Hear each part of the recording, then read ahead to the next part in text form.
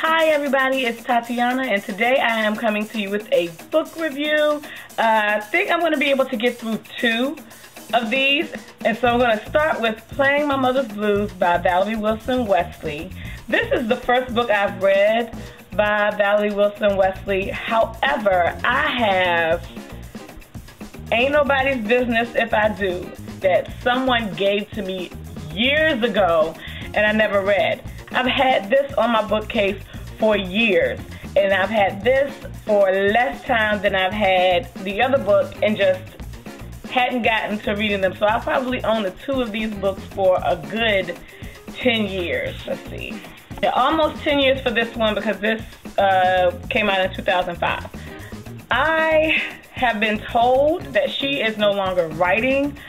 I don't know why. I thoroughly enjoyed it. I really had a hard time putting it down. It follows the story of 4 women and how all of their lives have been basically changed by the actions of one of them, who is the mother of 2 of the characters in the story. She does something that changes them forever, and it was great.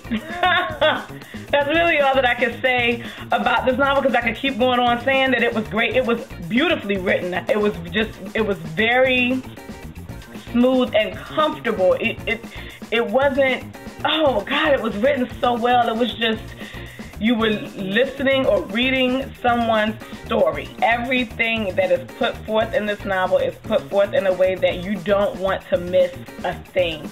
And it's 229 pages of greatness. So if you have never read anything by Valerie Wilson Wesley, read something by her. I'm going to be reading Ain't Nobody's Business If I Do very shortly after reading this, because this was just awesome. Next, I'm going to talk about Days of Blood and Starlight by Laini Taylor. This is the 2nd book in the Daughter of Smoke and Bone trilogy, and I absolutely enjoyed this book way more than I enjoyed the first book. You are introduced to so many different characters, and there are things that are going on without me giving away too much of the novel. There are so many different viewpoints that are presented in the story, but you are never really presented the viewpoint of the people who are the true villains in the story. I like that. You never really know what they're going to do or what they're thinking outside of what the heroes of the story come to understand or hear or learn through their journey. But then you also get the viewpoints of some of the people who are a part of the conflict in the story, who are being negatively affected by the conflict, both on the side of Karou, who is the main character, on the side of the Chimeras, and on the side of Akiva, who is an angel. I like the twist in who the villains are in this story, and I mean the villains are villainous. This was a good ride. I read it in 2 days, basically, because my Saturday was so jam-packed. But I started it late Thursday and finished it Sunday night, right before the end of the Booktubeathon. So if you haven't started this series, it is YA. I will say that. If you haven't started this series and you want a quick read that is enjoyable, I would suggest it. It took me a little bit longer to get through Daughter of Smoke and Bone because you have all of the build-up in that. But for that build-up to have come to this, I really enjoyed this one. I'm hoping that the 3rd one is as good as this one is.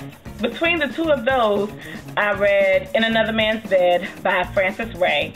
And I have had this book on my bookshelf. I think I started this book 3 different times and just couldn't bring myself to continue reading. Not because the story was bad, my mind just could not get into it. I have never been disappointed by a Frances Ray novel. Frances Ray passed away last year, and she's one of my most favorite African-American authors, and I am stalling on reading a lot of the books of hers that I already own, simply because there will be no more.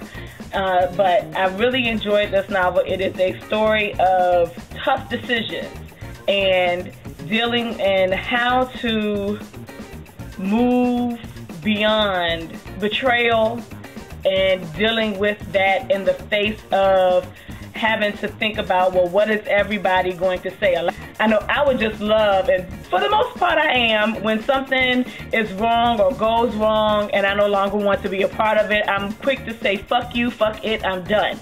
But this is a situation, or the story unfolds in a situation where having to do that creates a problem, not just for the main character in the story, but for all of the people whom she's in relationship with, because the perfect marriage that she thought she had has built this empire that employs all of these people who she's friends with or she has a relationship with. And so dealing with that issue, clowning over everything else that she had to deal with, it was difficult to come to a decision as to what to do, how to handle it, how to say it, how to go about it, when is it the right time.